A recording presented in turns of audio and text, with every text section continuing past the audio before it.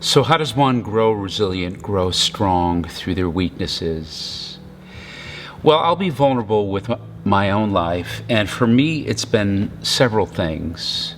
The first one is it's learning to admit and own your weaknesses. And I'll admit to you, that is something I had to learn. That was a journey. I had spent so much time running from my weaknesses, denying them, even pretending I didn't have them. The second one is this, and I'm going to admit to you, is a bit harder and much more humbling.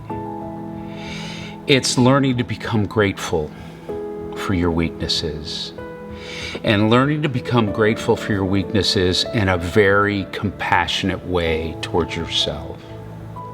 When you can learn to be grateful for your weaknesses, it literally changes everything.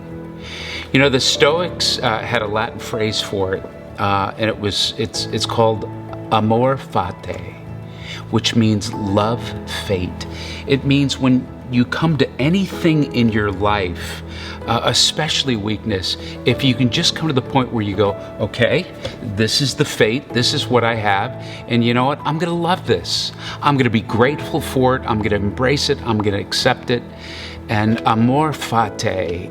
And I have to be honest with you, this is a lesson that David Perez me has to learn over and over and over. For when I am weak, David, that is my opportunity of when God will be strong in me.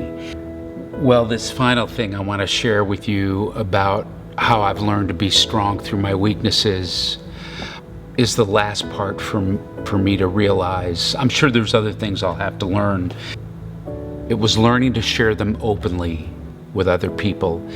It was learning and gaining the courage to share my weaknesses with other people. Folks, I spent so much time hiding my weaknesses, running from my weaknesses. I spent so much time being ashamed of my weaknesses because at that point, I believed it was my weaknesses that made my life weak. So, right, you would only experience shame.